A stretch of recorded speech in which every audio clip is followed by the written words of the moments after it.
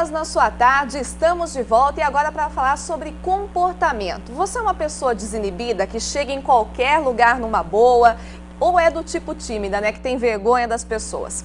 Bom, gente, é importante você saber que nos dois casos é preciso ter cautela. É preciso encontrar um meio termo entre ser desinibida e tímida. E para conversar comigo sobre esse assunto, eu recebo aqui ele que é filósofo, tem uma vasta experiência em cursos de linguagem corporal e, é claro, é um ótimo comunicador. Boa tarde, Ronaldo Cavalli. Bem-vindo ao Elas.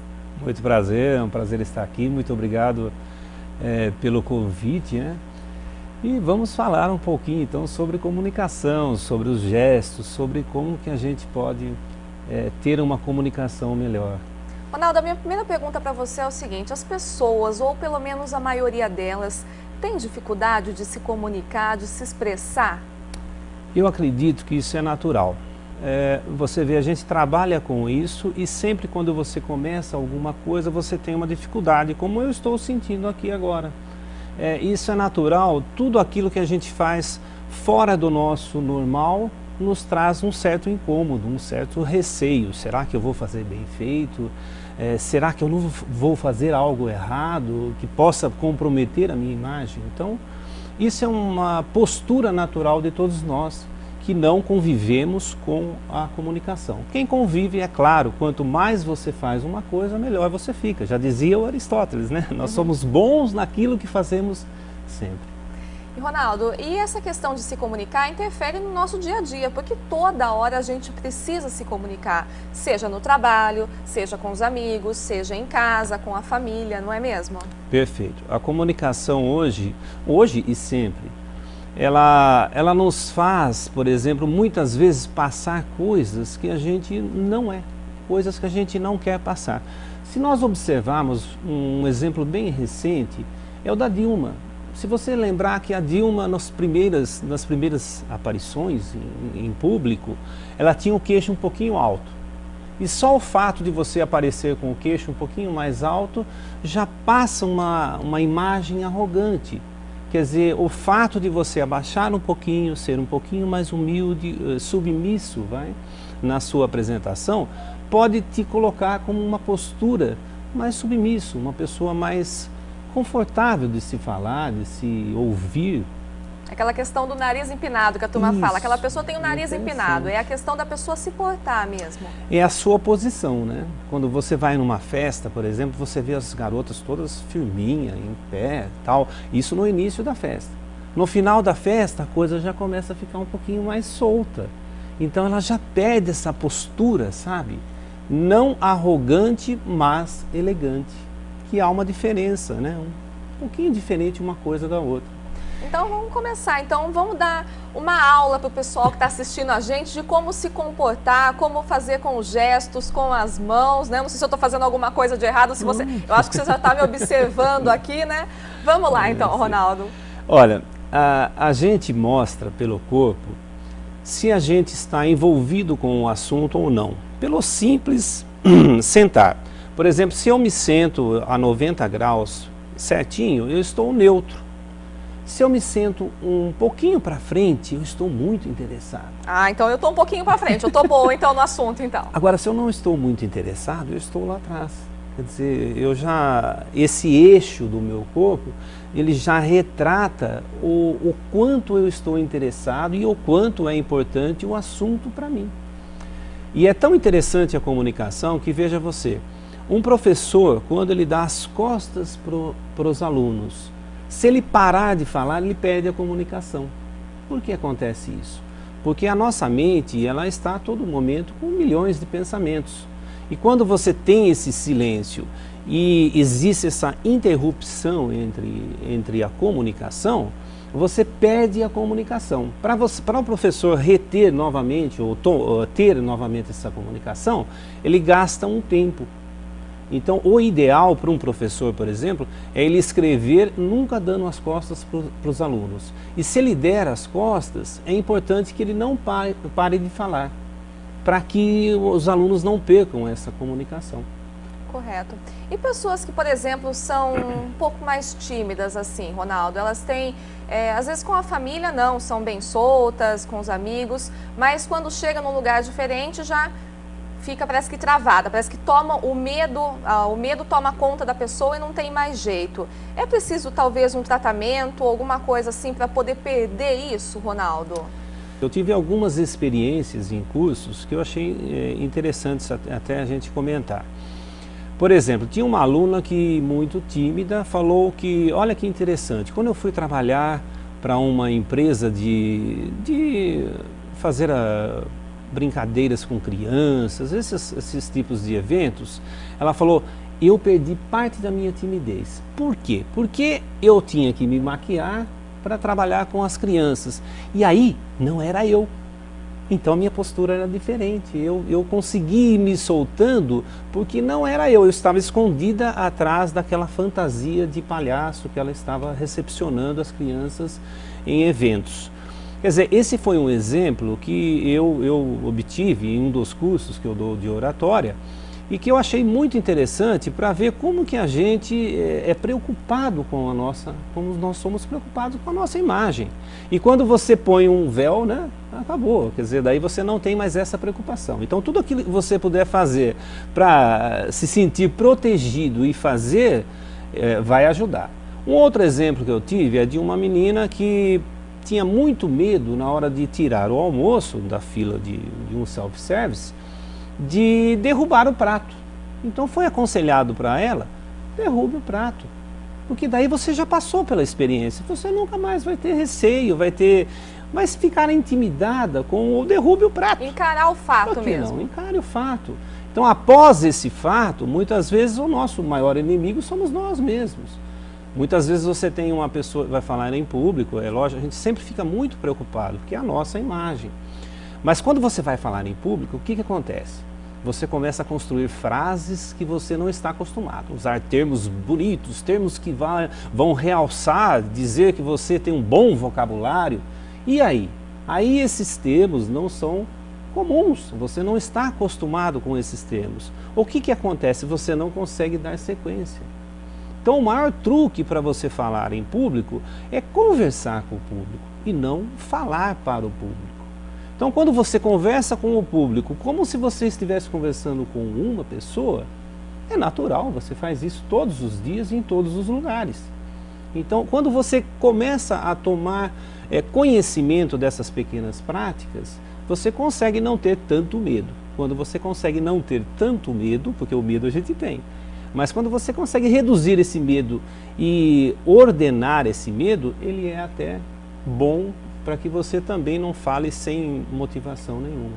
Ronaldo, a gente precisa ter posturas diferentes em ambientes, por exemplo, no trabalho eu tenho que ter uma certa postura, em casa outra, com os amigos outra, ou não, a gente ouve muito as pessoas falarem, seja você, mas é por aí ou não tem que ter realmente aquela questão da cautela?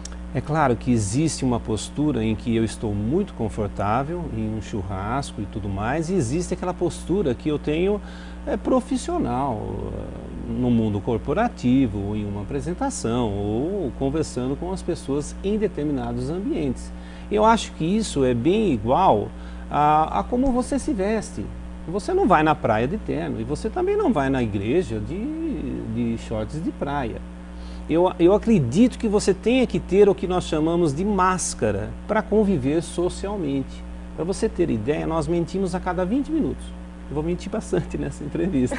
Quer dizer, por que acontece isso? Porque nós temos que mentir, isso em livros, em muitos autores americanos a gente vê isso, que é uma defesa nossa para que a gente consiga viver em sociedade. Se eu chegar pela manhã, cumprimentar você e falar, tudo bem, e você me falar, não foi bem não, foi uma noite trágica, foi tudo horrível, meu filho não dormiu, parali, pararó. Então, o que vai acontecer? Nós não conseguimos viver sem a mentira. A mentira branca, que é o que a gente chama, ela é importante para que a gente consiga viver socialmente. Eu posso até não gostar de uma pessoa, mas eu não passo isso abertamente para essa pessoa. Você está conversando com uma pessoa, você está sendo simpático com ela ali, mas também fala, meu Deus, eu não quero saber, não gosto dessa pessoa, ou que pessoa chata. Você pensa Mas você tem que ser social. Então você conversa com essa pessoa, todos nós mentimos, todos nós não conseguimos viver com todos os nossos gestos, emoções à flor da pele, não tem como. Outro ponto interessante dentro dos gestos é que o gesto ele não mente. Só as pessoas muito bem treinadas que conseguem mentir com os gestos. Por exemplo, atores conseguem passar um gesto que totalmente oposto ao que ele possa ser. Políticos, eles treinam tanto, vivem tanto da imagem que eles conseguem passar o que eles quiserem. Agora, quando você vê uma pessoa que não é treinada, pratica um crime e aparece nas manchetes, o que acontece? Você vê um monte de falhas no gestual em contradição com o verbal. A pessoa fala que não matou, que não fez, que isso e aquilo, mas ela demonstra tudo isso pelo corpo. Nosso corpo, qual é a primeira reação de uma criança quando ela mente? Não é assim? Então você cresce, como que você disfarça isso? Você quer esconder, é um gesto inconsciente. Você mentiu, tem que esconder, porque isso cria uma controvérsia na sua mente. Então você tem que tocar o rosto. Então as pessoas geralmente quando falam tocam o nariz, tocam a orelha, tocam os cabelos. Existe, claro que isso não é 100%. Você tem que somar vários gestos para você chegar a uma conclusão de que aquilo está acontecendo e realmente é uma mentira. Mas nós temos esses gestos inconscientes. Assim como o que eu faço com as minhas mãos... Eu tenho observado que você fala muito com as mãos, né? Você mexe, gesticula muito. E esses dias também eu recebi uma entrevistada aqui, que ela falou, eu mexo muito com as mãos, eu falo com as mãos, ela falou, eu tento parar, mas eu não consigo. Tem alguma coisa a ver esse negócio das mãos mesmo? As pessoas acho que mais imperativas já têm isso. E os descendentes de italianos também, né? Porque, que nem você falou do tímido, você dificilmente, existem duas correntes que defendem o tímido. Existe uma corrente que diz que dificilmente em uma família de italianos que cantam e comem macarronada aos domingos, existirá alguém tímido nessa família. Quer dizer, eu não entro muito nisso porque são duas correntes opostas, uma defende isso, a outra defende que isso são por outros motivos. Mas eu digo o seguinte, o gesticular, ele faz parte da nossa boa comunicação. Porque quando você conversa com uma pessoa e no dia a dia, 65% da nossa comunicação é através do gestual.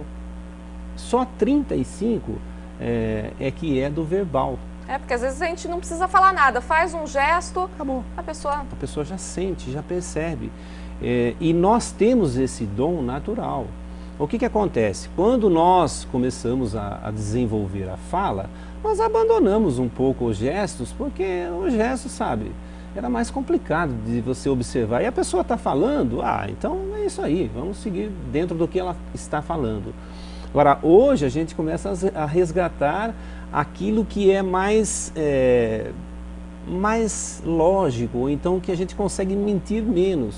Porque os gestos e a nossa emoção não passam pelo crivo do racional, pelo filtro do racional. Então, o gesto, se você não está treinado para cometê-los, ele vem naturalmente.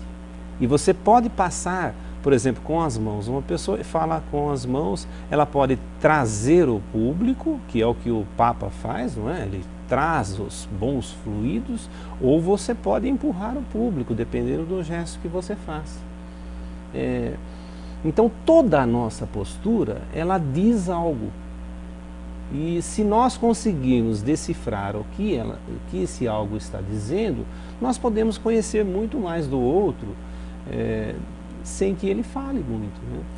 Quer dizer, principalmente para o pessoal que trabalha com RH, é muito interessante para você entrevista pessoas, enfim, para todos nós, médicos, para todo o pessoal de comunicação, é muito importante você saber aquilo que está passando na mente do outro, sem ele falar, porque é lógico, pelo filtro ele não vai falar. Perfeito. Ronaldo, a gente está chegando ao final da nossa entrevista. Fazendo um resumo de tudo isso que a gente falou, o nosso corpo fala pela gente? Fala e fala muito. E se nós conseguirmos decifrar o que ele fala, provavelmente nós teremos uma comunicação melhor e passaremos uma comunicação também muito melhor daquilo que a gente realmente é. Perfeito. Eu conversei aqui com o Ronaldo Cavalli, filósofo, trabalha com treinamento de comunicação. Ronaldo, quer deixar um site para as pessoas? Você também faz treinamentos, é isso? Exato. Nós teremos um treinamento agora dia 5 de fevereiro, é um sábado, o dia todo, são 8 horas de curso, onde a gente vai analisar vídeos, a gente vai fazer dinâmicas e mostrar uma grande parte do que são os gestos e como que eles se dão no dia a dia. Esse treinamento será em São Paulo, dia 5 de fevereiro, é um sábado com 8 horas de duração. Meu site é www.cavalli.treinamentos.com.br www.cavalli.treinamentos.com.br. Perfeito. Muito obrigada, Ronaldo, pela sua presença aqui. Espero te receber mais vezes. Muito simpático, viu? Muito obrigado, foi um prazer. Boa tarde, viu? Obrigado. Bom, gente, vamos para mais um breve intervalo e na volta tem artesanato aqui no nosso programa. Você, é claro, continua comigo. Até já!